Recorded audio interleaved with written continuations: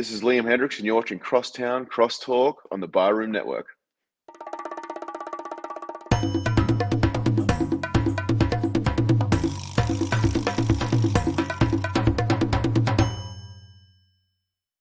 Some may find the following disturbing. Discretion is advised. Every summer in Chicago, the sunshine spotlights the city's spectacular skyline. Its luxurious lakeshore, marvelous monuments, and the over 200 neighborhoods in the city. And it also brings to light two of the greatest sports franchises in the world. On the north side, it's the Cubs. On the south side, it's the White Sox. This is Crosstown Crosstalk.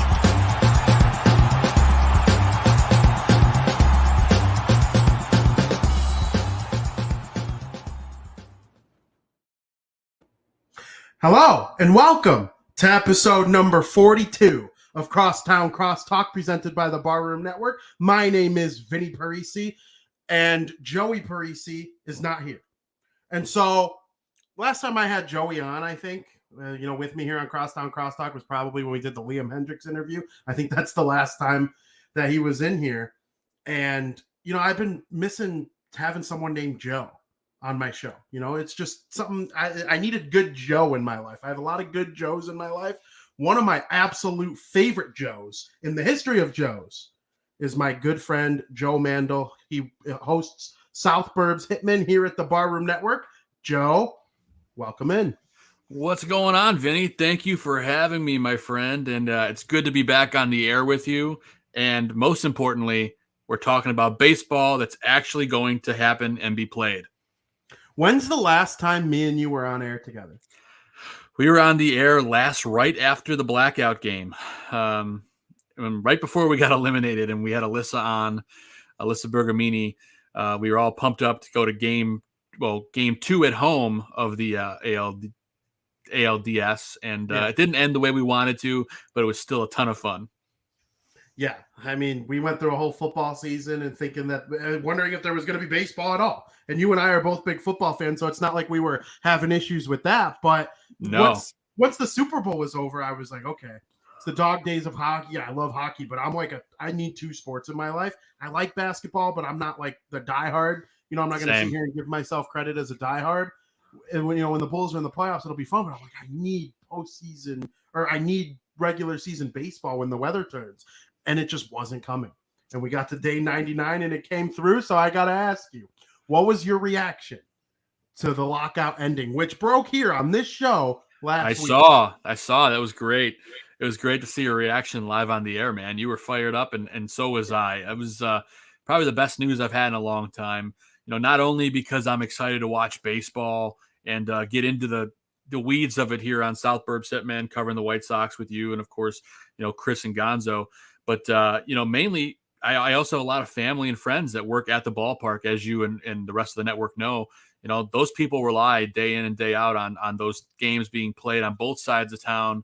And same thing with all the local business. I mean, we've had folks on from Grandstand, and a bunch of other local spots near the ballpark, and it's important for them. So when I saw the news come through, it was music to my ears. I was ready for baseball, excited to see where this White Sox team can build on from last year. In this really, really quick and aggressive free agency, which I'm sure we'll touch on today. And most of all, man, I was also excited to get a little fantasy baseball under my belt for this season because, I like to play fantasy baseball. It's a long season, but it's fun. And, for a little bit, it's a hobby in your back pocket. I even got you to join my league this year, Vinny. So I'm excited for everything baseball. And I got to get out to the ballpark at least once this year. Yeah, I mean, I feel the same way about everything you said. When it was gone, I didn't know what to do. Like, I was getting people on this show to talk about, like, the Avengers and Star Wars. Like, that was my upcoming plan here if there was no baseball. Thinking about going back to my old job, besides covering the White Sox. And I was like, I don't want to do that. It was just crazy to me. Like, it kind of hit me right there when you brought up people that that work at the ballpark, and it's like it impacts more than just players and umpires and coaches. Absolutely. And all that. So, those of us that work in the game, we need this stuff. So it ending was just incredible. Now, since we last spoke on air, the White Sox have made some additions. Just a few. And some of the big ones that come to mind are, of course, relievers Kendall Graveman and Joe Kelly. And then, of course, Josh Harrison is coming in to play some second base for the White Sox. And that kind of will move Leury Garcia back into a utility role. You got guys like Danny Mendick to back up second base. I think the additions here are interesting. Most of them are, I would say, good. I'd like to know your thoughts on those major White Sox transactions. Yeah, I really like the free agency move so far. I was talking with Aldo pre-show. I really think the Josh Harrison signing is a great signing for this team. Throw him in at second base. He's a gritty kind of player. He's going to fit in really well with this White Sox team. I'm excited to see what he can do. It's a bargain signing. A lot of people are poo-pooing it, but I'm really excited to see how Josh fits in on this team. I think he's going to prove that he belongs here, and he's going to be a valued asset. The signing I'm most excited about so far is Joe Kelly. I think he really adds a nice depth to this bullpen. It gives us a nice extra punch because they really want to work on this bullpen, because obviously we saw how it imploded a bit during the playoffs against the Astros, and Kendall Graveman as well fits in with that as well. A great addition. But I think he does have to have a conversation with our buddy Jose Abreu after that plunking incident last year. I know I read somewhere that it's water under the bridge. They already had that discussion, but I know it's fresh in my mind, and hopefully they can get that beef below the waters there. But I do love the additions across the board. Would be excited to see them get another bat, and definitely at least another starter, because we're a little thin in those respects, Vinny. I know we'll probably talk about that later in the show, but big fan of what Rick Hahn's doing so far. Kendall Graveman said that the blackout game was a big influence in him choosing the White Sox. He enjoyed what he saw that day, and it was unlike everything has ever seen. Would you like to give yourself some credit for helping recruit Kendall Graveman, since you were one of the people there along with me? Yeah, absolutely. I'll take partial credit for that alongside you and whatever 40,000+ that were there at the park that day. But that was the most electric game I've ever been to. And, and I hope that that's the reason I bought a 20-game package again this year, Vinny. It's like, yeah, I just had a brand new baby, and I'm probably not going to be able to go to anywhere near 20 games, but I'm guaranteed playoff tickets by getting a 20-game package. And I got just for the opportunity to see a blackout game like that again, that electricity, I just want to inject it in my veins every single day, because I'll never forget it. And I hope we can build off what we did last year. Yeah, it was probably the greatest sporting event I've ever been to. I know me and you have both been to some outstanding stuff in our day. The blackout game was incredible. So credit to us for recruiting Kendall Graveman. Yeah. And Joe Kelly's coming to town. Joe Kelly, I like it when the White Sox had guys who have won the World Series. Joe Kelly has won 2. So I also see him as somebody who, in a way, like Liam Hendriks, kind of has an attitude. He kind of reminds me of reminds me of if I was a Major League Baseball player. He kind of wants everyone to hate him if he's not on your team, like F you opponent. I kind of like that. He screams South Side to me. I'm so excited to see him join the bullpen. Between him and Aaron Bummer, do you like that as a setup duo for Liam Hendriks and Craig Kimbrough as a closer duo? Yeah, I do. I think Joe Kelly adds a really nice fiery dynamic to this bullpen. We have it already in Hendriks, but Joe Kelly's a guy that he might get suspended for 4 or 5 games this season, because he's always fired up. He might be plunking guys or shouting with somebody else. He has that South Side mentality, and I think to be a mid-inning guy, to be able to come in and set up this amazing bullpen. I'm excited to see what Joe Kelly does this year. I want to see him in a White Sox uniform so bad. Both in, I want to see him in the black uniform, the road uniform, and I want to see him specifically in the throwback 83 uniform, because I know he's going to be styling. And Joe Kelly is always bringing the style to the table, and he's got a name. His name is Joe, so I'm a little partial in that respect, Vinny. Yeah, over the last week or so since he signed with the White Sox, he has officially made it onto my Joe Mount Rushmore, joining, of course, my brother and you. So, shout out to all the Joes out there. St. Joseph's Day is coming up. Shout out to all my Italians here on the biggest Irish holiday of the year. Josh Harrison has played for some interesting teams in his career. In the latter half of his career, he's played for only dumpster fires. He played on the A's last year, but they fell off a cliff after he was traded there. Then he's got time with the Stinky Tigers and the Stinky Pirates before the Pirates or after the Pirates were good. He had some really good years there in Pittsburgh. He was an all-star twice. Yes, he did. He was there when the Pirates were good, I think, too, if I remember correctly, playing in that wild card game against the Cubs. But he kind of reminds me of somebody who could, like, late in his career, provide just like be a good 9-hitter, play good second base. Yeah. And this is absolutely, regardless, even if you include those Pirates teams, I think this is the best the best baseball lineup he will ever have hit in. I agree. And like you said, he's played on some pretty horrible teams. He's a career 274 hitter, Vinny. I mean, people are overlooking this drastically. This is a bargain signing. I think he's going to be a monster in this lineup.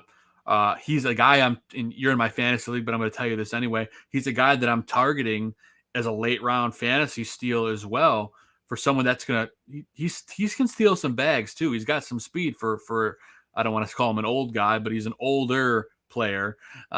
So I think Josh Harrison is going to be a valuable part of this lineup. And we're going to be talking about him later in the year as being like, hey, I can't believe anybody slept on this guy. He's got so many good hitters around him. He's just got the recipe for success. I don't blame him one bit for coming. Absolutely. So there's a guy on the White Sox roster who's very intriguing. And he was, great at the beginning of last year. Of course, he played with the Chicago Cubs in the first half of the year, and then he was traded over to the White Sox. We have a question in the chat revolving Craig Kimbrough, and then I will get your thoughts on the whole thing. PZ wants to know, do you think Kimbrough stays? Oh, man. That's an interesting question. I think if he can help get us a good starter, I think you trade him away. Because our bullpen, I mean, look what they did. They've signed three great additions to the bullpen if you count Velasquez. Depending, he might be they might use him as a long starter to start the year, or a short starter, if you will. So I do think that they're going to trade Craig Kimbrough. I don't know for sure that he's going to pull the trigger there, but if we could get some starting pitching help, if we can use him in a trade to get like a Sean Manaea, like they're saying the White Sox are linked to the A's, I would do it all day. If you could get a quality starter in return, a 2 or a 3 guy to plug in with our quality options.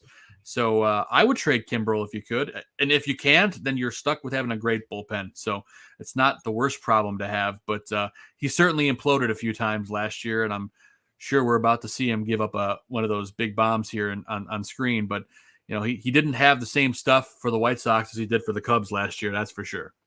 Yeah, and a lot of that had to do with his role. I know some people don't like to hear it, but the fact of the matter remains that baseball players they're creatures of habit.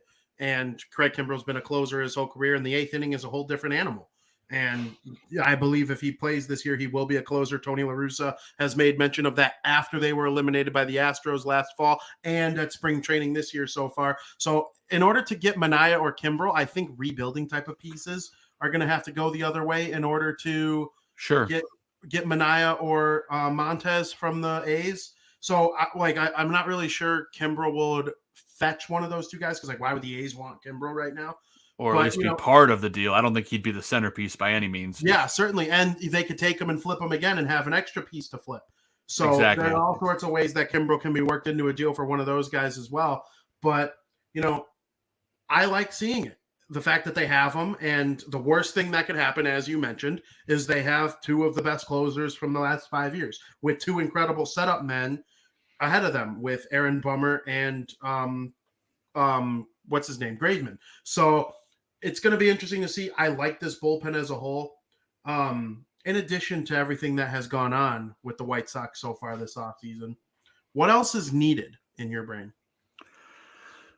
We need a backup catcher badly. We need a quality backup catcher, and there's no movement in that respect. I don't know if there's going to be at this point, but we could definitely use a quality backup catcher. I'm not trying to poo-poo all over Sebi Zavala, but he's not going to hit 4 home runs every single game, and that's evident from last season. I'd like to have a pretty good backup defensive catcher. I feel like we don't really have that. I mean, Seby's not awful, but I feel like we could use an upgrade there. We also definitely need some starting pitching because, if you go to White Sox website right now, Vinny, and you look at our depth chart for our rotation, it shows Giolito, Cease, Lynn, Keuchel, and Lopez. Obviously, you're going to probably put Michael Kopech into the mix there. But either way, that's the bottom half of that rotation's scarily weak. So we need at least one more piece, and I think they're going to do that. I'd also like to see a right fielder maybe, if they could. As I saw on Twitter, the White Sox have the highest payroll that they've had ever in the history of the team. I believe they're at like 190 million or something like that. I'm double checking on my Twitter to confirm that figure. But they're definitely spending more money than they've ever done before. And I'm pulling up that figure right now just so I have it. And I can't get it. But anyway, I believe it's around 190 million or so. So the White Sox payroll is through the roof. 180. 180. I didn't want to interrupt you. It's 180, and it's the highest in team history.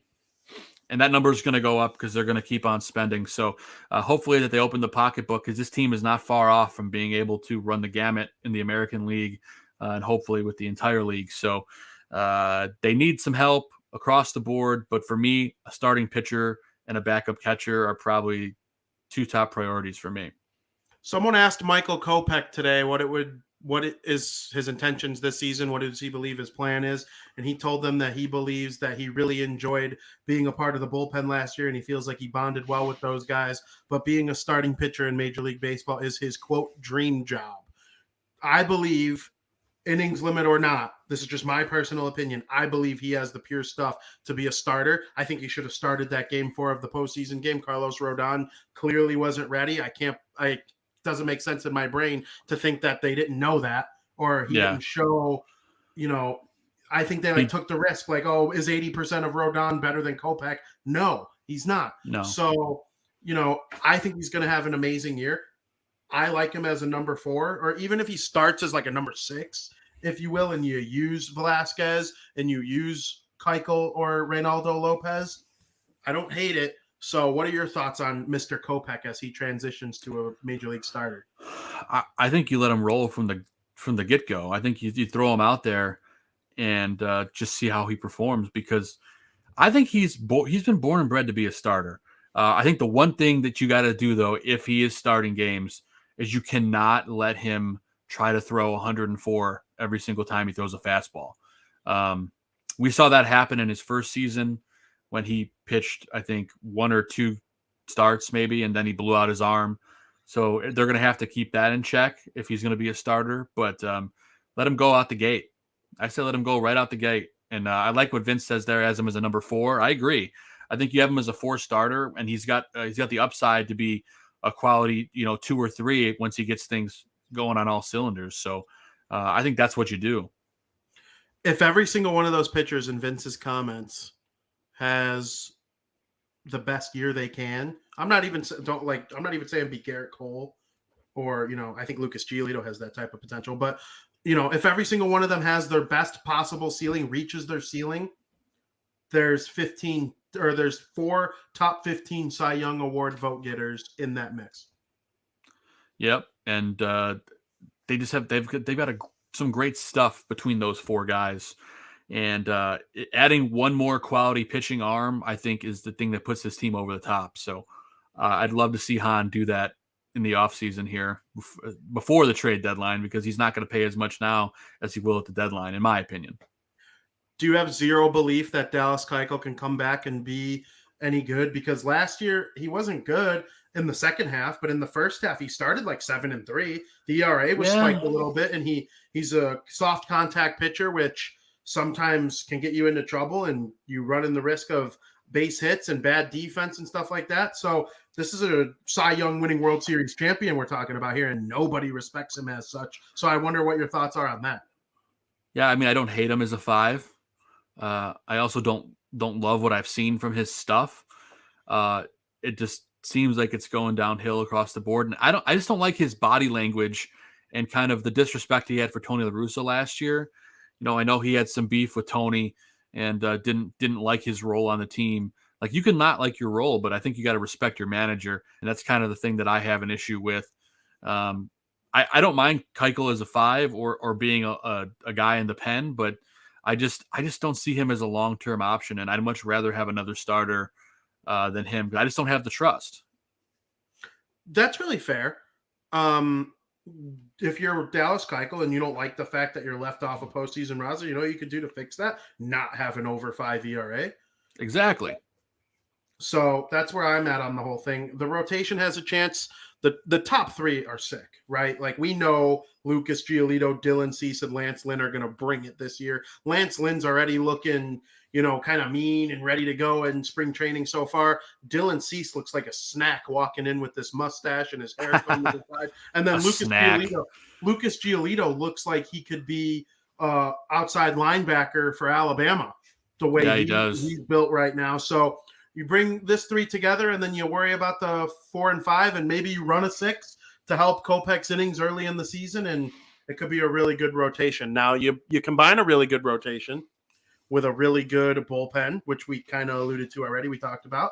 Then you get to the starting lineup. Luis Robert showed incredible potential when he came back from injury last year. We know him as somebody who is a 5-tool player. He can hit for power, hit for contact, run, field, and what's the 5th? Oh, speed. So yeah, he's got speed. Yeah. So it's like, what are we thinking of him? Because he had a 3 WAR in only 60 games last year. You put that in an average of 162 games, and we're talking about a 7.5, 8 WAR player. That's MVP stuff. That's Shohei Ohtani. That's Vladimir Guerrero Jr. Mike Trout's always in that range. Do you think he can have an MVP type season? If Luis Robert has a fully, completely healthy season from the go, this guy is the MVP of the American League. There's no doubt in my mind. It was one of my predictions last year was that, that Luis would be the MVP. And if he stayed healthy and wasn't out for that chunk of time, I honestly believe he would have been a top candidate given his performance on the field. I mean, he's got it all. His power was there. I mean, he's hitting things so long. So I'm just excited to see what he can build on, not only, on the base pass, but, in the outfield as well, because he's made some crazy catches as well. I don't want to see the guy get hurt, though. The one thing I do want to say, and this is not just about Luis Roberts, about the team as a whole, is I think we need to watch the training staff. I know there was a lot of issues last year with a lot of guys getting hurt. They had an off-season program where most of these guys trained by themselves with their own trainers. We just need to I think we should be a little concerned, and the whole league might have to be a little concerned for how these guys are going to come from that and play a full season. So hopefully Luis and his trainer did a nice job in the offseason. He looks great coming into camp, but I think that's a concern we have to have across the board. Yeah, I mean, the whole thing last year was guys are getting hurt left and right because they only played a 60-game season the year before. The excuse this year is going to be that nobody trained in the offseason how they're used to training, and that's why, I'm nervous about it too, there's no doubt, but I believe Luis Robert can have that type of season if he were to play the whole year. Totally. Yeah, the guy is going to be a 5-tool player, and he's going to be one of the most valuable players in fantasy baseball too. So I think that's another guy that if you got to look at him for a first round pick, not to go too far off the fantasy train, but you got to bring it up. Absolutely. And even though I think he's the best hitter on the team, I do. And I know we've seen Jose Abreu win the MVP, have 115 or RBIs in his sleep, but Abreu is a little less, all around type of hitter than Robert. One player who's all or nothing is Eloy Jimenez. And we know about him with the outfield, where we could repeat the same sentiment about him staying healthy and not trying to karate chop a wall while, trying to rob a spring training home run. I'm happy he's not in the either lineup today. I believe he will lead the White Sox in home runs. And I know what I've said about Luis. Leading in home runs doesn't make you an MVP candidate. It makes you one of the better offensive players on your team. Do you think I'm absolutely insane for thinking that? No, not at all. I mean, this is a guy that, again, because of stupid injury last year, Eloy missed feels like the whole season. I mean, it wasn't, but it felt like it. But when he came back, he was strong, and then he kind of fell off a little bit because he didn't get those at bats behind the plate to kind of get comfortable. I think it's super important for Eloy to have a lot of quality at bats when he can during the short spring, and then to come into the season with a great mindset, like, hey, I don't have to hit a home run every time. I want to just, if I have the opportunity for a single, a quick swing and on the shift or whatever, you got to take it. Eloy, for me, he tried to make some big plays last year, and I think he was swinging for the fences a lot. And he can do it. We all know he can. But for Eloy, I think he just needs to sit back and think about the big picture, because you're not going to – there's so many other guys in this lineup that can hit a home run every time. For him not to focus on that and just get a good swing, just get some bat on ball. He had a lot of bad swings and misses last year in the last, 2 weeks of the season. And I think if he can improve on making contact and especially on some breaking ball stuff, he had some bad swings and misses on breaking balls last year. Eloy, he could really polish up his game and could be, a top 25 player in the league if he really cleans that up. And don't try to make any crazy catches and rip your muscles in the outfield wall. Don't do that either. Yeah, we need you healthy, Eloy. One thing that strikes me, this is going to be the last year where the shift is allowed in Major League Baseball. It's going to come into effect next year where you have to have every player on the infield on the dirt, and there has to be 2 men to the right of first or second base and 2 men to the left of second base. I looked at some of the numbers. I was editing a piece for Southside Showdown earlier today. And one of my guys did a crap ton of research, shout out Mitch, on how the White Sox are played defensively when they come up to bat. And 2 players that really stuck out to me are Yoan Moncada and Yasmani Grandal. And Yasmani, when he bats left-handed, is shifted defensively 94% of his at-bats. Yoan was in the high 60s, and they rank first and third on the White Sox. Like, what do you think these guys are going to do this season with the shift in place? Do you think Yoan is going to get back to his 2019 form? Last year, he was still a 3.5, 4 WAR player, which is still really, really good. I think people expected more because he was the number 1 prospect. And Grandal missed 2 months based on his knee surgery, and he was basically a 3-result hitter: strikeout, walk, or home run. Mm-hmm. Are you okay with that from your starting catcher? Like, what do you like from the 2 guys whose names start with Y? Yeah, I don't think you change a thing, to be honest with you. I think you do what you did last year. Obviously, with Yaz, his swing, you could tell he was hurt before he actually got his big injury. He was kind of compensating with his swing. So I don't think if you're Yaz, you change a thing. If if you're Yoan Moncada, the shift goes away next year. All right. You play your game to the best of your ability this season. And if you're half of what you were last year, you're still going to be quality for this White Sox team. Obviously, you don't want to hit directly into the shift. You're going to do what you can to hit around it.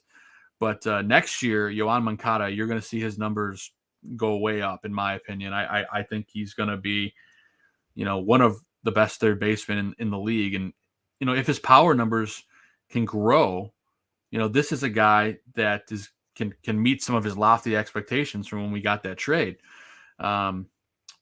Both players that start with Y are quality guys on this White Sox team that are going to help us make that playoff push. I strongly believe without Yoan Moncada and Yasmani Grandal, this team cannot make that next push to greatness. So you really need these guys in your corner to move forward. And I'm expecting big things from them in 2022.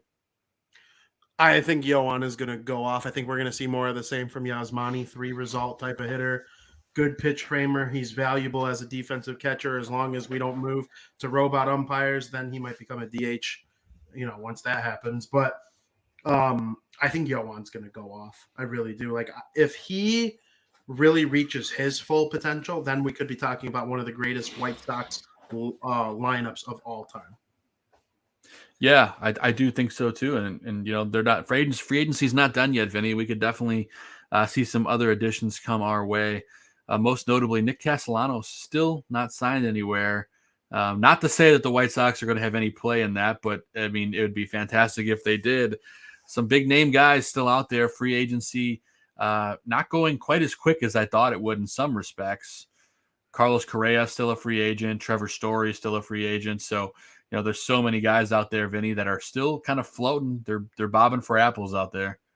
So I was going to ask you, Castellanos you brought up and Conforto are still out there, the two best players that could play right field here in the free agent market. With the Seattle Mariners acquiring a Cincinnati Reds right fielder, I know the Giants got Jock Peterson, so they're probably out of the mix on those guys. It's really down to the White Sox, and stop me if you've heard this before, it's down to the White Sox and the Padres with these two right fielders out there in the mix. The White Sox have no excuse, none, to not land one of these.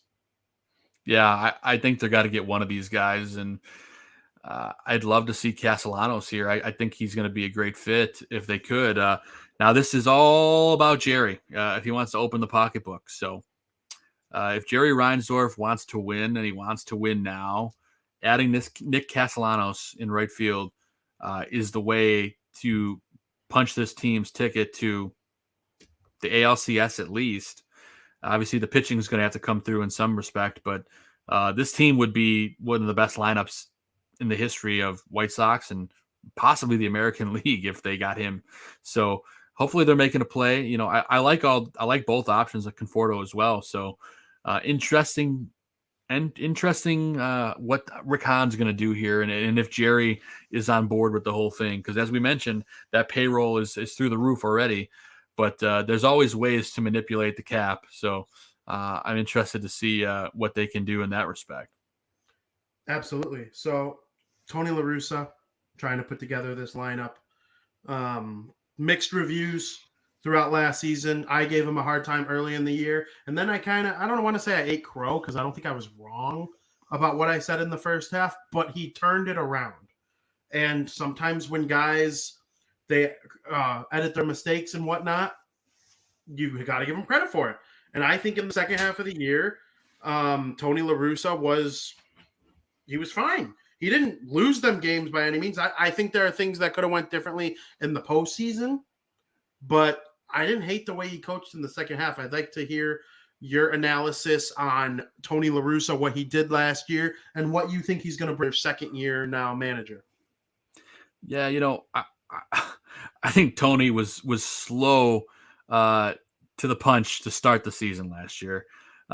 He was kind of asleep behind the wheel for a while, and he got things, after that first month, I feel like he really had things under control. The last month or so of the regular season, I don't know what it was, but it felt like Tony did like a 180 with his managerial style. He was leaving guys in too long. He was letting guys throw, two or three batters, just doing the bare minimum of what you have to do, and letting them get rocked. He was letting guys get rocked. He was letting guys, putting the guy in the wrong situations, at least in my opinion. Obviously, everyone's got their own opinion, but Tony seemed like he was already in postseason mindset and not worried about any extra wins. If this team finished with a higher seed in the American League, they would not have played the Astros in the first round, and things may have gone completely different. That Astros team, of course, they got pretty banged up in the second round of the playoffs, which is why they didn't advance. But you could argue that Tony taking his foot off the gas the last month of the season really cost this team. So I think what Tony learned last year is he can't take his foot off the gas at all. Not that a Hall of Fame manager needs to learn anything new, but I think he definitely got that wake-up call that, hey, I can't take my foot off the gas in this AL Central. If there's one thing I've learned, and I think Tony's probably seen in the offseason too, Vinny, is that this AL Central is improving. The Tigers are a team that's improving. You got Baez and a bunch of other quality young bats. You cannot take your foot off the gas in this division and Tony La Russa simply will not do that either. So I think he's learned a lot, and I think he's gonna take 2022. I think he really wants to get that out of the ring, because I can see it. I saw it on his face in that postseason press conference when they got eliminated. He looked hungry, and I think this White Sox team is going to come in hungry, especially as the big favorites in the American League Central. I think the division being a little bit better is a good thing. They had a cakewalk. They had the division clinched by late July, it seemed like. I mean, I know mathematically not really. I remember Ozzie Guillen talking about the Minnesota Twins, calling them guppies on the post-game show, saying that they have no shot and the Indians were dead. They traded away every one of their assets that could get something. And who am I missing? The Royals were no issue. So, the White Sox, they're going to have this division, I think, this year too, but it's going to be a little bit tougher, and I think that's a good thing. The AL East is just a complete monster, and I think the AL West got a lot weaker. So I think everything's going to balance itself out as far as the schedule goes, but I'm excited about the way that this team is moving so far with the offseason, and, all the additions that they made have been good. I like all three facets between the bullpen, the starting rotation, and, of course, the starting lineup. So I got to ask you, as of right now, pre-right field signing or trade for an A starter or anything, what do you have the White Sox doing as far as a record as of right now? What's your over-under win total? Oh, putting me on the spot, Vinny. Over-under win total. I'm going to say 87. Wow. Okay, so you're going low. I thought for sure what you were going to say. I'm setting the over-under at 87. I'm taking the over. I'm saying the White Sox are going to win 91 games this year. Wow. People are going to be surprised. I will be stunned if they don't win 95 games. I'm being dead serious. They lost one time last year when Jose Abreu, Luis Robert, Yohan Moncada, Yasmani Grandal, Eloy Jimenez, and Tim Anderson. When all six of those guys were in the lineup last year, they went 9-1. So, well, I'll tell you this, Vinny. That number you asked me, the team as it stands right now. If we add Nick Castellanos, this team wins over 95 games. I'll tell you that right now. I like that. I mean, I like it. I don't really care that he's kind of a mediocre to bad defender in right field. It's not it's not a good thing. Conforto's certainly a better defensive player, but he's going to have 100 RBIs and 30 home runs like Castellanos. It's a hitter's park. It's not like the White Sox have these crazy dimensions in the outfield that make it more difficult than anywhere else. So that's where I land on the whole thing. I want to switch gears a little bit here, though. We fully believe that the White Sox are going to be pretty good. I know we got some fans of the team on the north side that watch this show. They just landed over on the Chicago Cubs side of things. They just landed Seiya Suzuki. Do you know anything about him, and what are your thoughts on the signing? I don't know a crazy lot about him, but I did watch some of his highlights, and this guy is going to be a great fit over there in Wrigley. I mean, they needed a signing like him, and it looks like the Ricketts are finally starting to open their pocketbook over on the north side again, which is kind of refreshing to see. So I think he's going to be great, and I kind of like what the Cubs are doing. They're definitely spending money this offseason. Marcus Stroman as well, and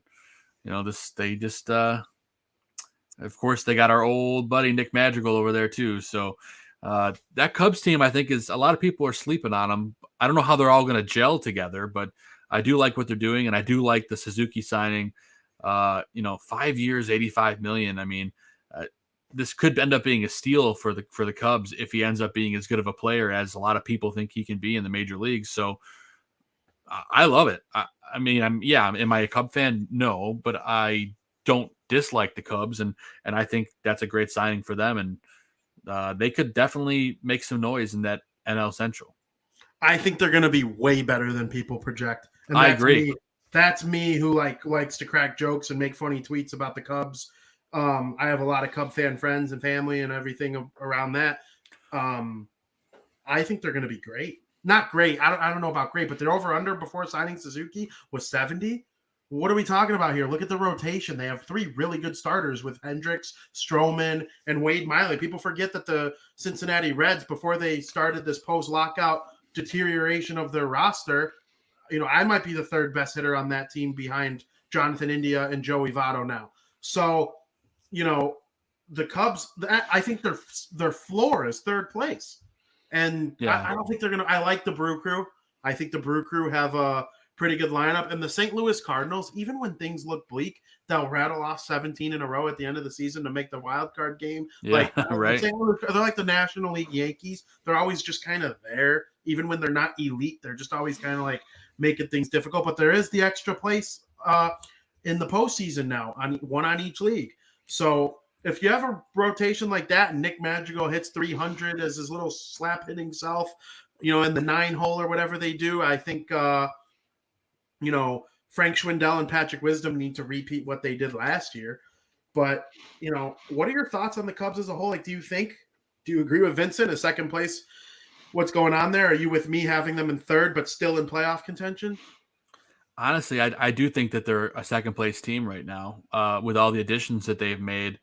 This Cubs team is spending money, and they're spending it in the right place, surprisingly, as much as I hate to give credit to the Ricketts at all. But they're doing what they have to do, and they're a 2nd place team right now with the upside to be like one of those sleeper teams that can kind of like sneak in and do whatever, damage in the postseason. So, I honestly think the Cubs are a postseason team right now. As much as it pains me to say it, I love what they're doing. They're spending more money than the White Sox are right now. And I don't think that's going to last. I think the Sox will probably end up spending more money once they sign whatever big fish they're trying to get right now. But I do love what the Cubs are doing. And I'm with you, Vinny. I think they're way better than advertised. And I could see them making a postseason splash. I agree. And, they got Brendan Davis, who we're going to see play against the White Sox in one of the 2 games later today. I do think they're out on Correa. I think the reason that he is a free agent is because he's looking for $300 million, and he's the only player on the entire free agent market that is commanding that type of coin. So teams are going to do their due diligence when it comes to trying to sign him. It wouldn't surprise me if, like, last second, one of the, top money teams comes out and lands Correa. But also, like, if I was Correa, I would just go try and win because of all the stuff that went on with the cheating. I would want to throw my middle finger up and tell everyone who calls me a cheater to F you. I'm going to keep winning. I would go to a team like the White Sox or the Rays or Blue Jays, a team like that can guarantee me like a good chance to win the World Series, but we'll see how much he's inclined for money. As far as the Cubs, I like their roster. If Schwindel and Wisdom have good years, what is Wilson Contreras going to do? Are you team sign him and actually try and keep winning, or would you sell him off and really try and retool or rebuild this team like we kind of thought they were going to do at the end of last year? You know what, Vinny? I think this Suzuki signing proves to me that there's no rebuild happening. They're going to win now. You don't sign a guy like that for the big money. Yes, it's a 5-year deal. I get that. But look at all the other moves they're making. They got Stroman. They're opening the pocketbook. I think they're trying to get back into the winning mindset without having to deal Contreras. Now, if this team is tanking bad and you get to the trade deadline and you get an offer too good to refuse, then yes, you trade him. But otherwise, I think they're planning on to hold on to Contreras. I think they're going to try to win. And this division is very, I don't want to say mediocre, but it's kind of a mediocre division right now, as much as I hate to say it out loud, besides the Brew Crew. It's the Cubs can pounce, and I think they're going to try to stay in it and hang on to Contreras. I respect teams that try to win. I do. Unless it's like so obvious that you're not going to. Like the A's, I think what the A's are doing is smart, but like what the Reds are doing is just disgusting. And people are going to say, what's the difference? The difference is you're the Reds. You've had all these good players for all these years. You got Joey Votto, who's like a clear-cut Hall of Famer. And now, I can't believe that, they're doing what they're doing. But we have kind of some breaking news here on the Barroom Network that the Chicago Bears former wide receiver Allen Robinson has signed a deal with the Los Angeles Rams. What are your thoughts? Wow. First off, wow. Super Bowl champion Rams adding some depth at wide receiver. This tells me a couple things right off the cuff, Vinny. It tells me, one, that Robert Woods is probably out in LA. And I'm not sure what they're going to do with Van Jefferson. They got Cooper Kupp. They've got Odell Beckham Jr. There's a log jam of wide receivers in LA. So for me, if they're giving him that much money, Allen Robinson is going to be a big factor for the Rams. So I'm just interested to see how it plays out for that team. And obviously good for A-Rob for getting paid, but escaping the Chicago Bears and Matt Nagy, who's already gone. But maybe A-Rob can finally prove his worth in LA. I think he's going to go to LA and go off, and he's going to make the Bears look dumb, and kind of like Odell Beckham Jr. did to the Browns. He's going to have Matthew Stafford throwing him passes, who Allen Robinson's not very fast. I mean, I say he's not very fast. He would lap me in a race. But, relative to other top receivers in the NFL, he's not top 10 anymore. He's probably not even top 20 or he's probably top 30 maybe. But, he might go back to that like high level status playing with a offense like LA has. They got good linemen that protect the quarterback, and the run game is strong, which opens up the field for the receivers. And they got an elite quarterback throwing him passes. So I think it's a great move for them. Yeah, no, I'm with you. I think it is a great move. Excited to see what they do. Also of note, since we're briefly talking football, the Bills cut Cole Beasley. Could be a good option for the Bears to pick up. I do like Cole Beasley as a slot guy. So super random note, but never know. It could happen. The Rams aren't the only Los Angeles team signing big players in the last 24 hours. Of course, Atlanta Braves legend Freddy Freeman is headed to the Los Angeles Dodgers on a big deal. He is a defending World Series champion. He won the MVP alongside Jose Abreu, Freeman for the National League, Abreu for the American League in 2020. This Los Angeles Dodgers lineup with the likes of Mookie Betts, Taylor,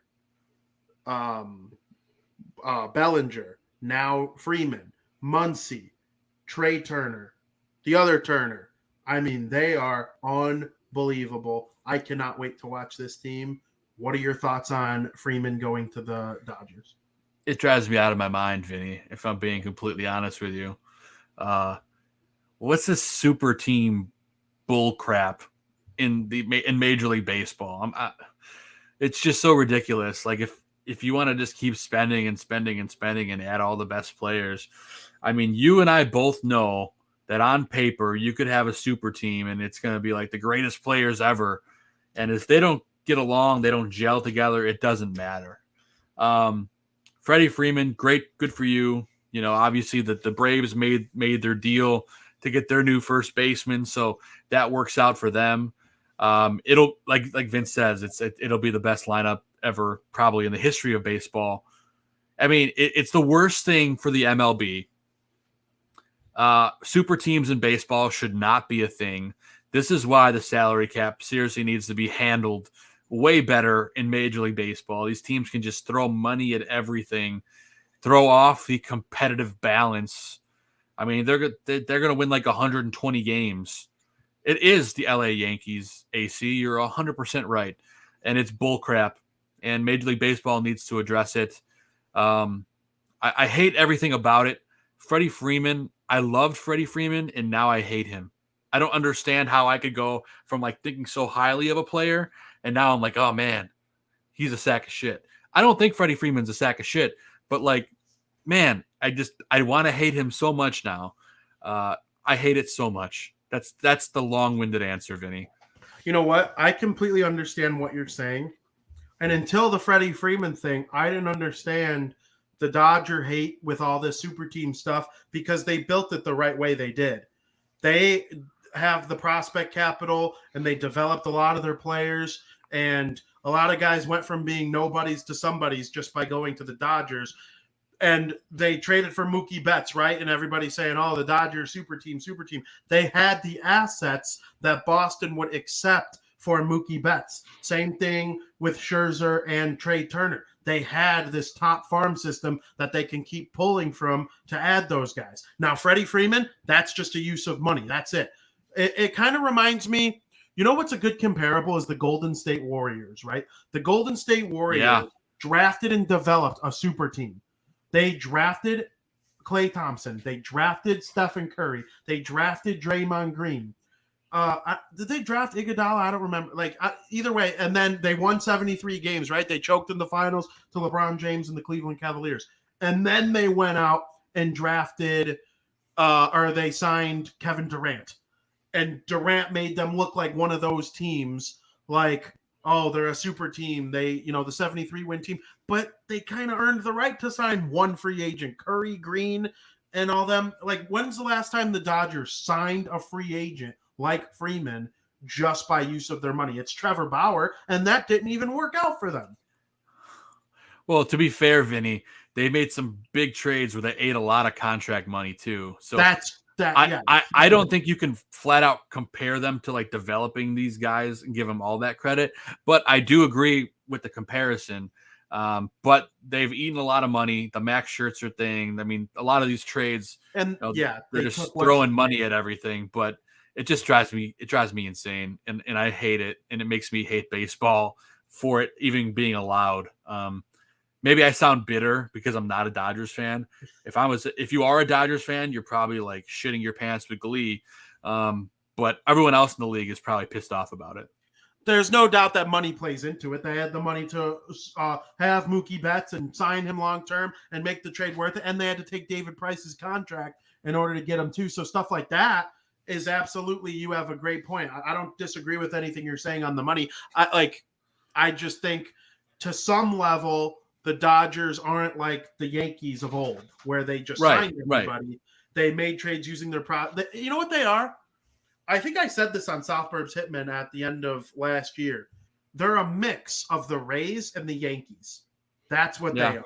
They use analytics and money ball type of stuff, except once their players are free agents or it's time to make a trade, instead of signing Scott Hatteberg or Jeremy Giambi, RIP, they trade for Mookie Betts or sign Freddy Freeman. Like, that's the difference between the Moneyball teams and rich teams.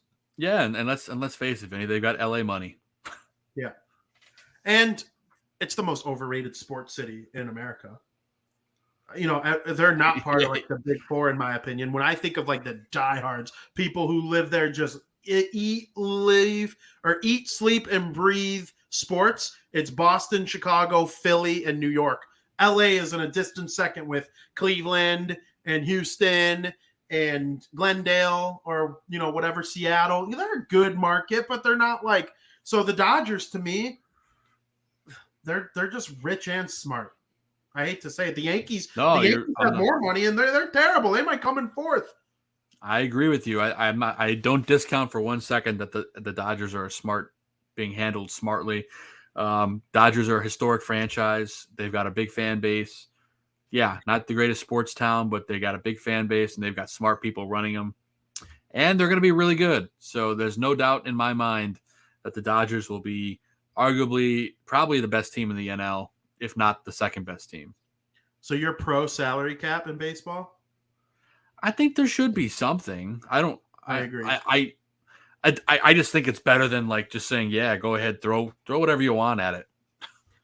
I like the way hockey does it. I know basketball does it okay. They're kind of like baseball, where they have like the competitive balance tax, or like a soft cap.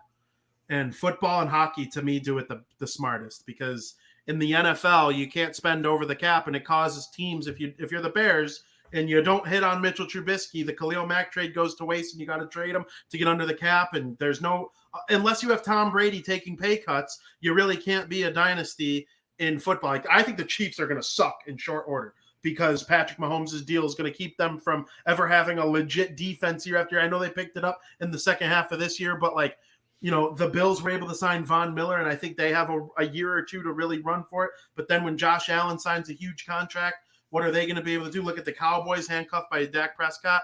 You can't give every single, or your stars, all the money. I like that about hockey and football. Connor McDavid and Leon Draisaitl make up I want to say they make up 20% of Edmonton's cap space, and they stink. They have the 2 best players in the league, and they stink.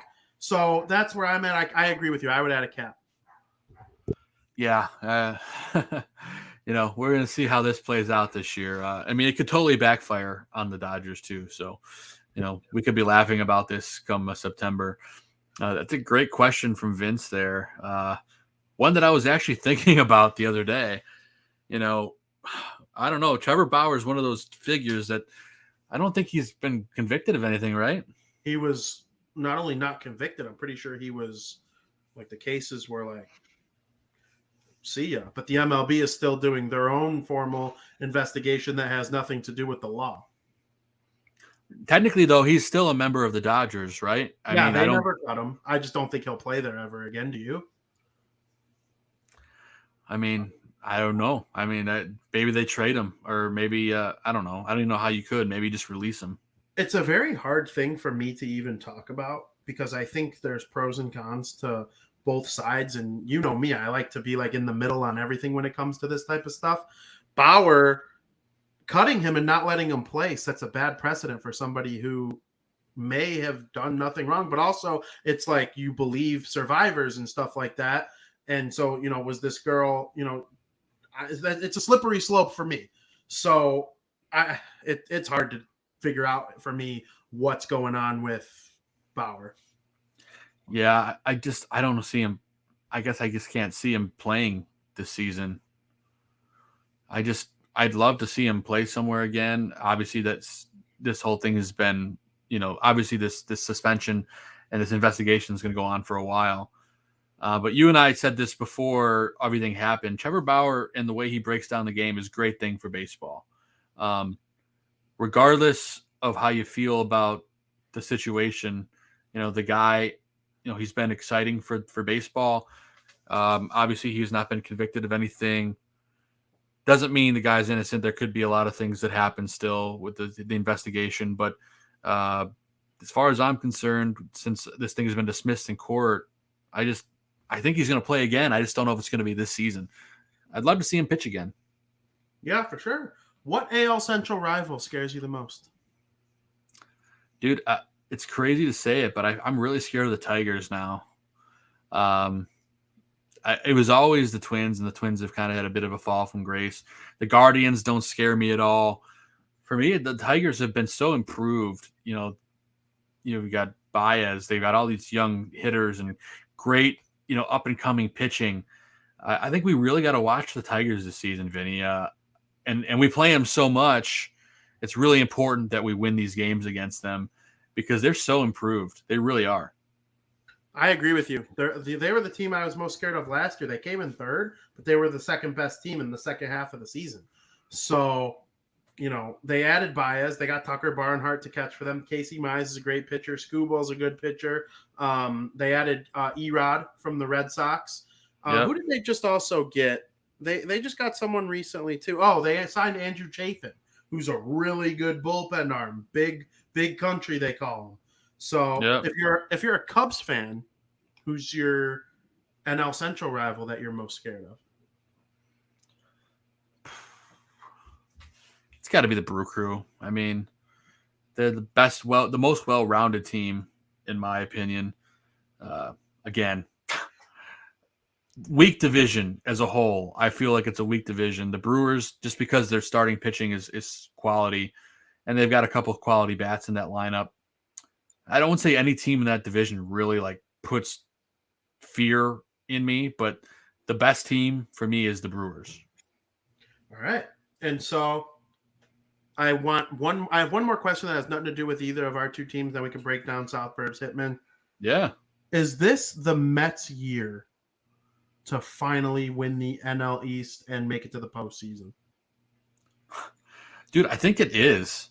I mean, the Scherzer deal, they continue. I mean, they got Kana as well. He's their utility guy. I don't know if that's the right way to pronounce it, but he can't coming over from the A's. I mean, Eduardo Escobar. I mean, these guys, if they don't do it this year, I just don't see it ever happening. They have all the pieces to do it. I really believe the Mets can do it. if you're a New York Met fan, you got to be excited. And let's be honest, when the Mets win, it's good for baseball because like they've been so shitty forever. I'd love to see them have a winning record. Yeah, I love the Mets. They're one of my 5 favorite teams. They're one of the 5 teams I will say I will watch the most of in 2022. Obviously, one is the White Sox.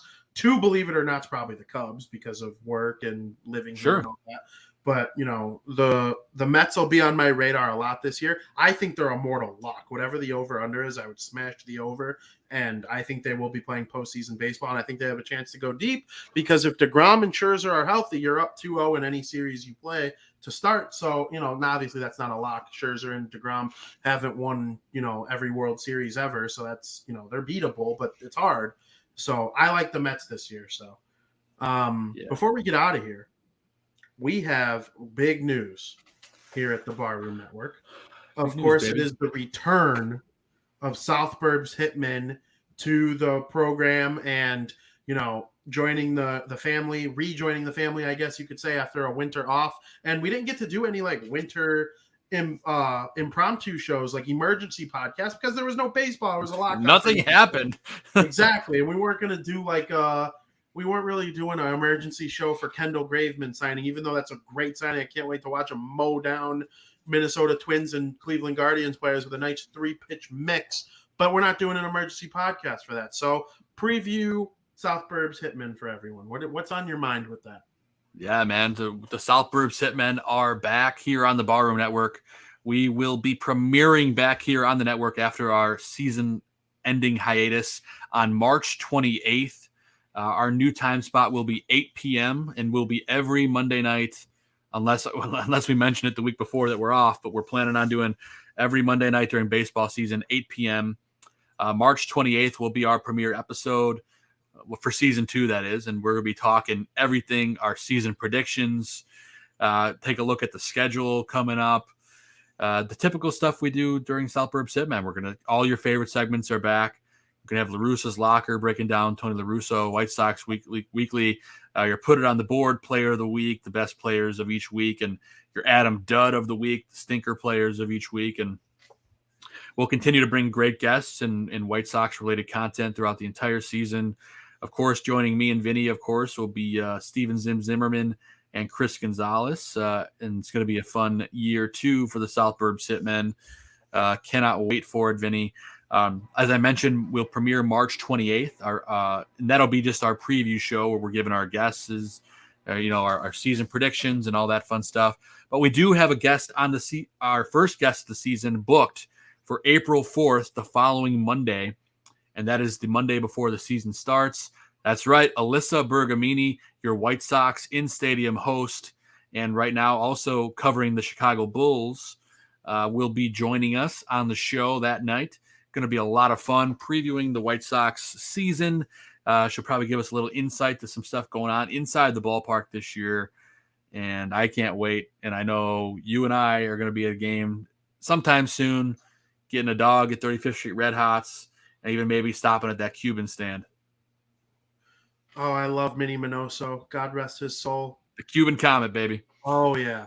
I'm ready to eat Cubans. I kind of burned myself out of the Cubans last year because my goal was to have one at every Sox game. And then by August, I was like, I've been to 20-something games.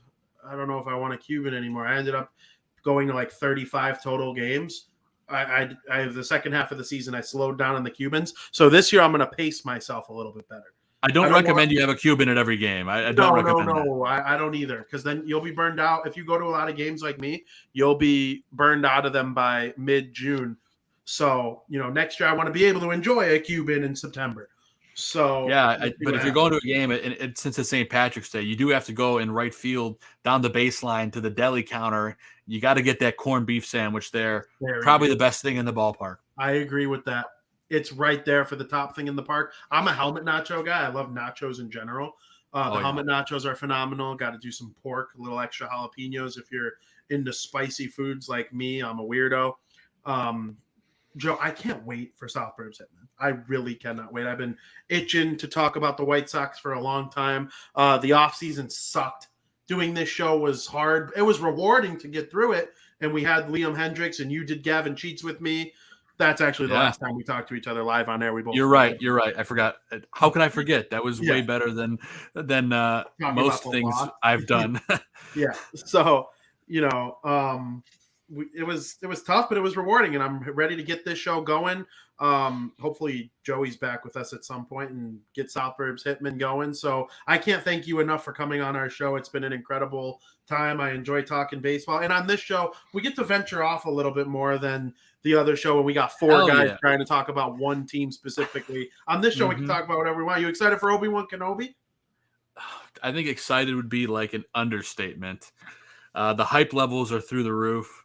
I mean, I was hyped for Boba Fett, and it was pretty good. It wasn't the greatest thing ever, but Obi-Wan, I'm the hype machine is off the charts, and May 25th can't get here fast enough.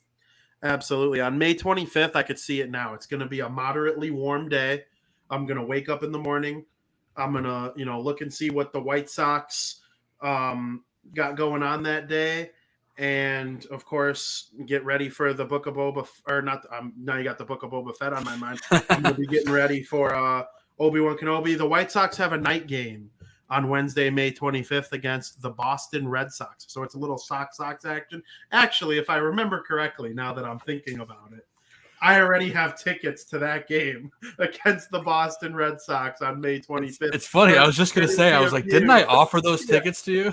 Yeah, so I will be at Guaranteed Rate Field the day of Obi-Wan Kenobi. So it'll probably be either a late night premiere for me watching Obi-Wan or watching it during the day. But either way, I can't wait. Yeah, I will be watching it at like 5 a.m. I love it. I can't have it spoiled. No, that's the thing. You got to stay off Twitter. It sucks, which is extra hard for me because I don't get off Twitter.